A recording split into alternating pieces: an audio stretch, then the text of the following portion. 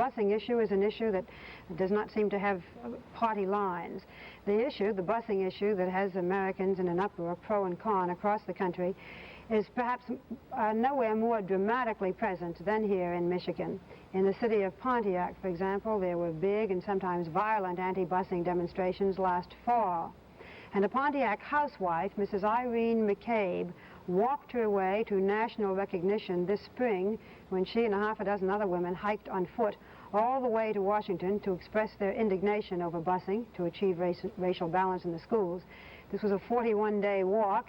It ended with an audience with the top assistant to President Nixon, John Ehrlichman. The pro-busing forces are on the move, too, organizing pro-busing white suburbanites at coffee clutches and going door-to-door with pro-busing petitions. One of the organizers of those who favor busing is Mrs. Alma Stallworth. She's a Democrat and a member of the Michigan House of Representatives, elected from a racially mixed neighborhood in northwest Detroit. And we invited Mrs. Stallworth and Mrs. McCabe to discuss the busing issue with us this morning. Good morning.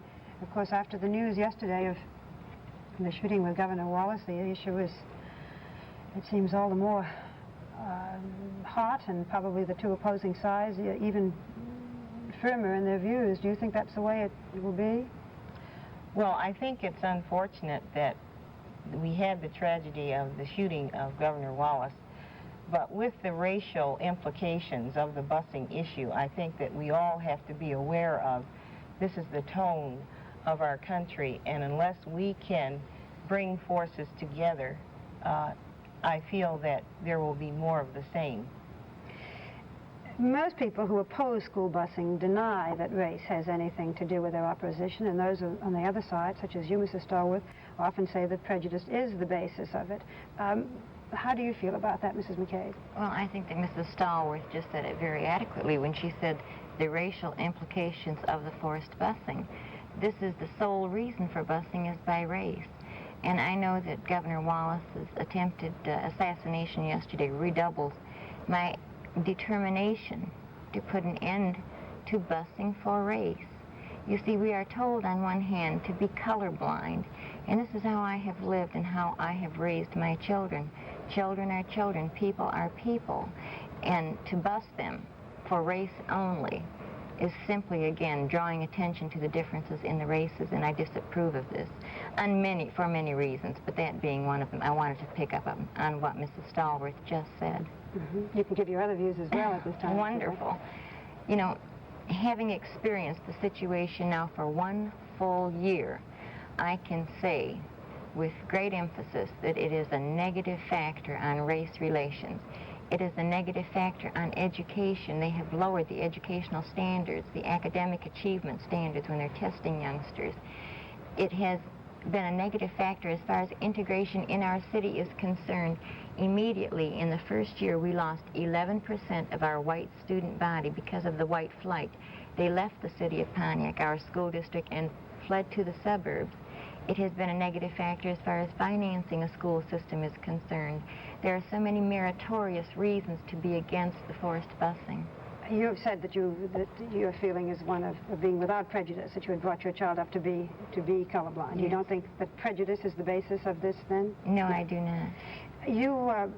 You speak also of it being an issue of good education, but I would wonder if you had a special problem sometimes replying to your critics in that you've kept your 11-year-old daughter out of school since last fall when busing began in Pontiac.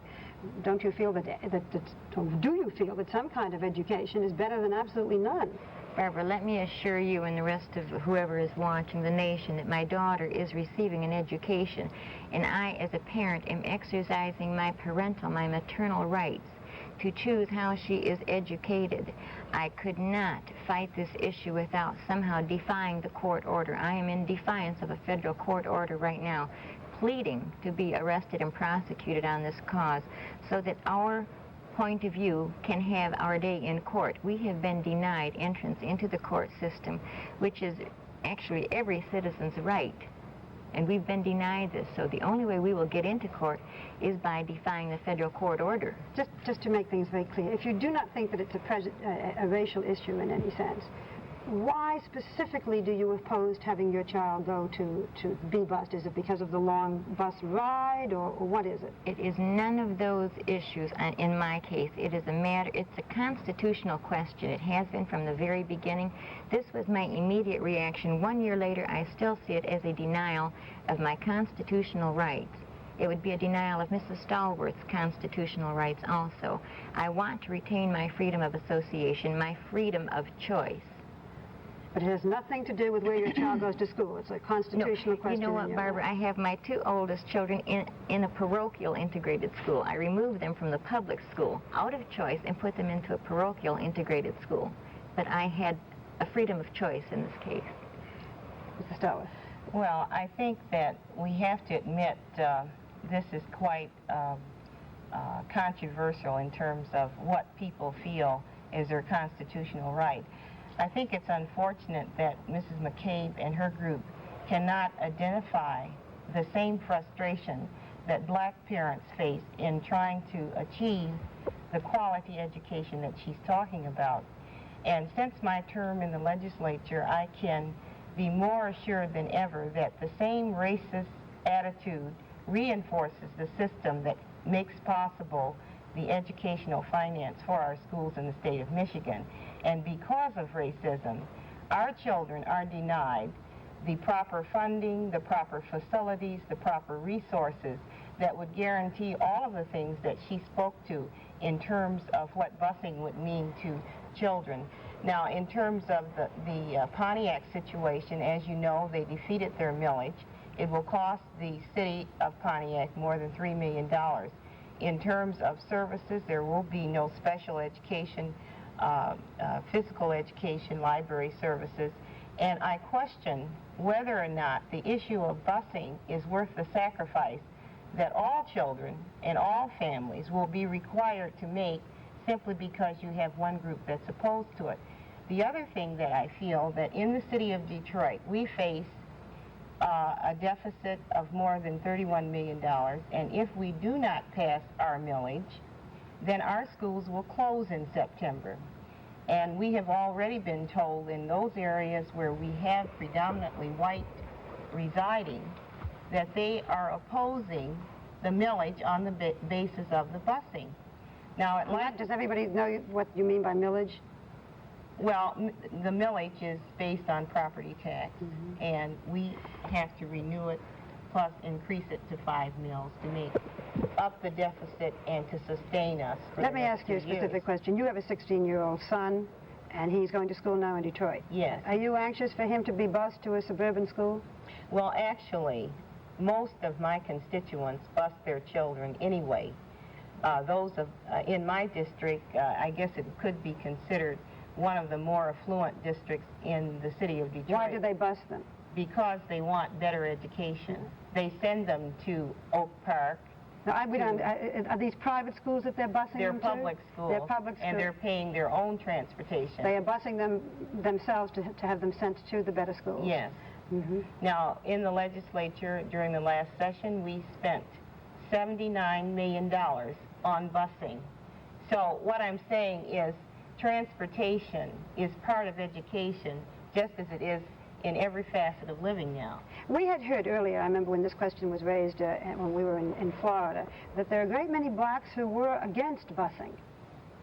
Yes, blacks have mixed feelings about busing, but I think most of us have to realize that if we're going to get the benefit of our tax dollar, and all of us are not on welfare and ADC, you know, as some people think, then we will have to force the issue so that we will get the necessary funds to sustain those schools, those community schools in our neighborhood. Of course, we would like to have the community school concept, but what we've found, since we're segregated and isolated, we never get the kind of attention that's necessary. So it's my feeling, if the situation is integrated, then regardless to what the formula is and what the source of revenue is, then everyone will get the benefit. Mrs. McCabe, in Boston there's a program to bus talented black youngsters from the inner city, mostly black schools, to the better, mostly white schools in the suburbs. How would you feel if busing were limited to this? I don't approve of busing for a racial balance for any reason.